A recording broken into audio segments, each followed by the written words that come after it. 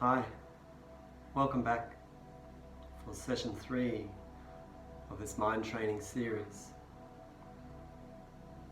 Hopefully now you've got your own reasons for deciding to work on your mind.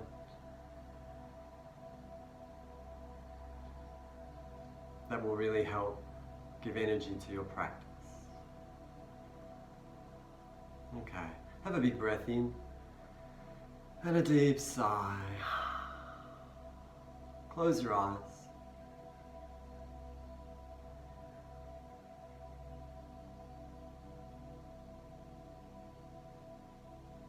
Just become quiet and still.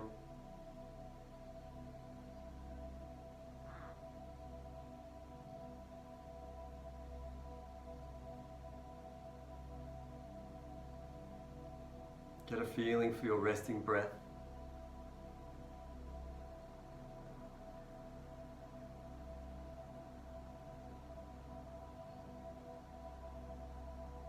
Relax into the rhythm of it.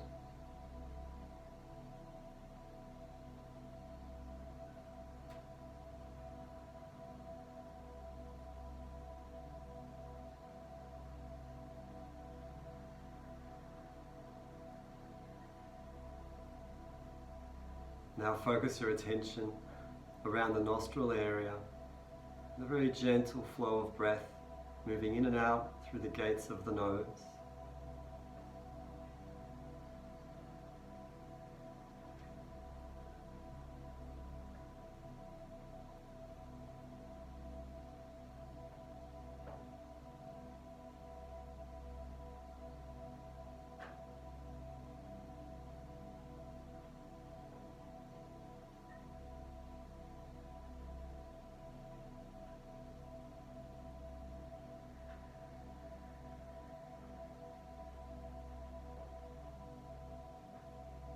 And at this point, we could understand if our mind is fast and jumpy or distracted.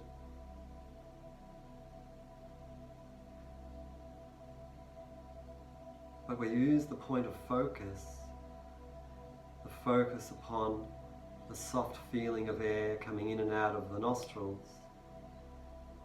We use that as something like an anchor.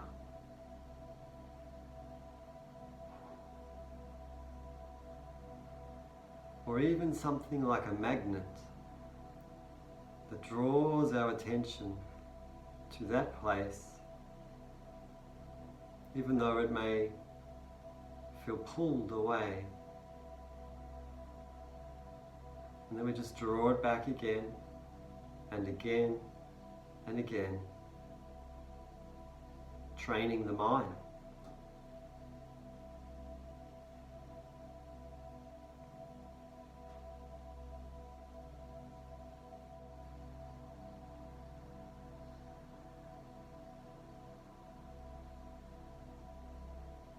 It's not really that important where your mind goes to when it goes away from the point of focus. So just drop those ideas as soon as you realize. Draw your attention, your awareness back to the nostril area.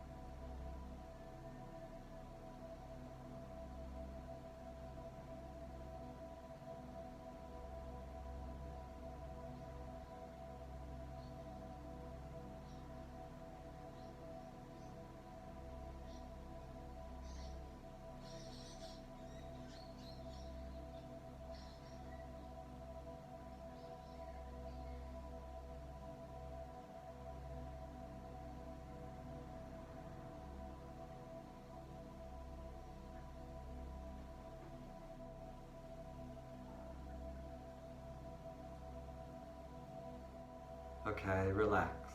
Through the mouth, have a deep sigh.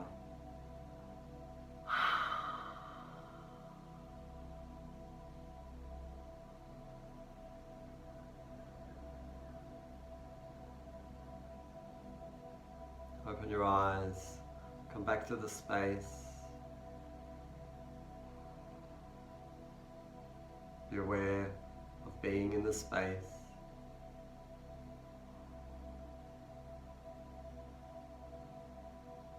And get a sense of how your mind's feeling now after that concentration practice.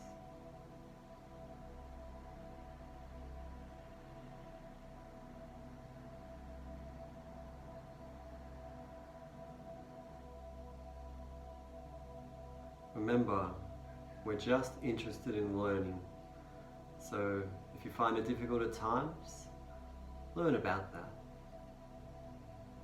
Okay, so the last session we looked at the idea of finding reasons to do mind training. And most of these reasons are pretty universal. Being aware of ourselves, our mental and emotional habits, our behaviors, our communications, our way of being. Hopefully you had to think about that yourself and came up with some motivation to work on your own mind. I got a really great letter from one of my friends who's been doing this series.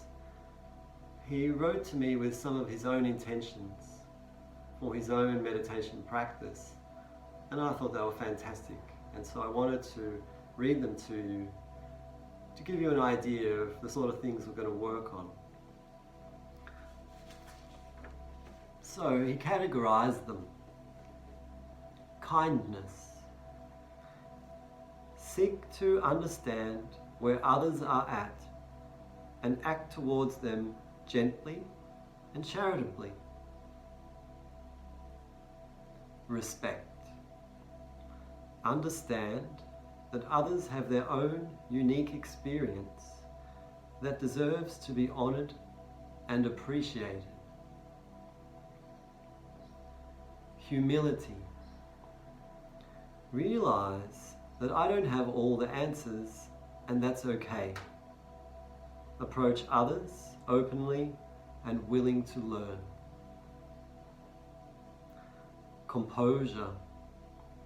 Hold space for my emotions and mental state.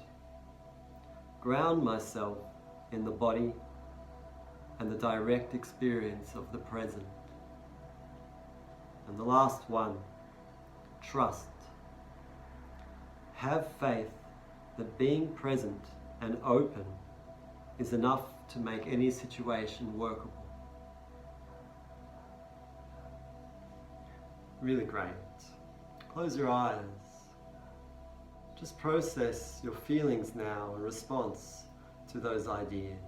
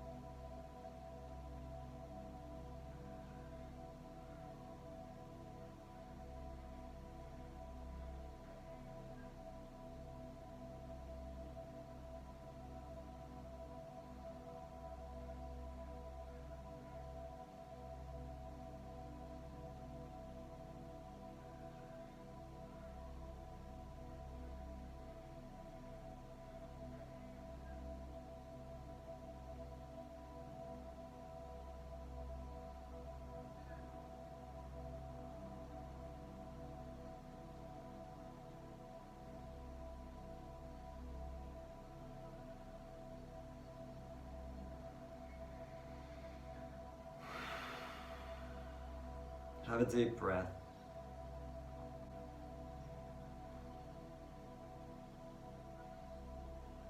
Okay, so I think most of those ideas are pretty reasonable in terms of what's possible for ourselves, and also reminding us that it's not easy to keep those intentions in mind all day. We know if we watch ourselves that there are many times when we seem to lose sight of those ideals. It's usually when we are tired or very anxious or caught up in something, and then we react really quickly and often not in the way that we intend if we are more mindful. But this is what mindfulness is all about. You set your intentions every morning and then go out into the day and interact with humans. And we know that we're going to get caught out because that's what life is like. And so the strength of our training will really be shown up. If you meditate again at night and reflect on those intentions and consider whether you maintain them throughout the day, you will start to see yourself and really get a picture of what's the larger story of who you're being. Now, there are many levels of mind training. The ones that we've looked at today are very much relationship type ideals and have a lot to do with our interactions with others. But there's a whole other level of practice where we look at the nature of consciousness and our sense of reality, what we are perceiving and what stories we are making up and believing. That's something that we'll work on too. And we'll look at the topics of non-duality and emptiness.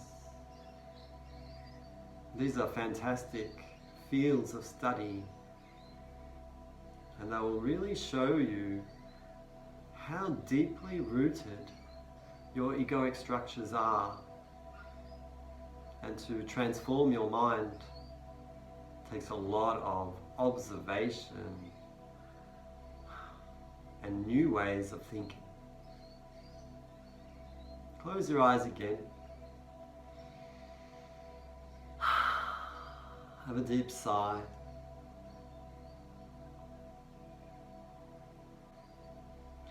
For example, right now, it feels like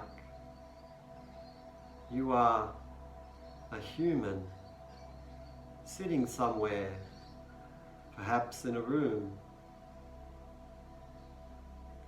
You feel like you have a history. You feel like you could describe yourself to others as a particular type of person.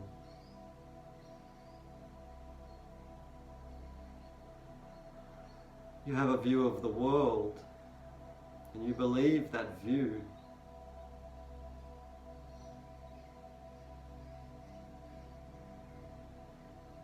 When we do more advanced mind training, we are looking to shake the foundations of all of that.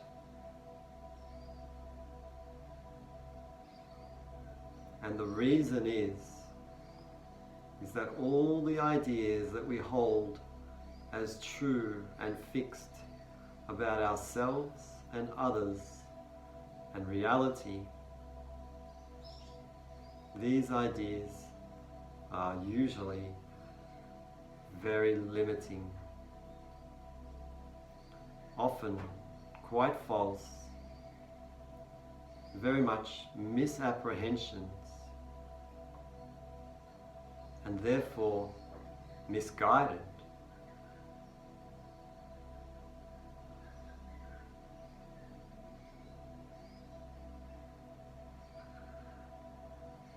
If if we can start to let go of this me person inside our head as the main focus of our lives, we can create an opening in our experience of being.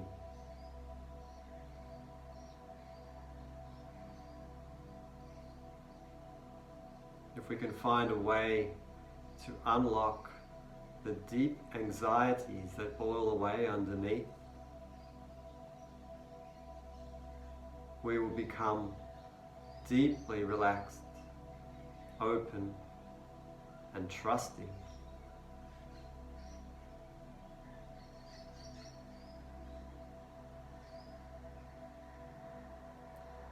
And when we can develop a listening mind that understands symbols that are flowing around us and towards us with new insights, well, this can be quite exciting.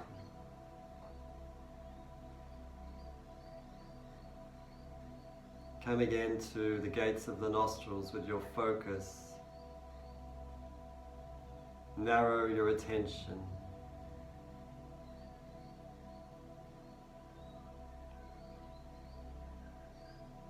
Looking for a delicate, soft, sensitive touch.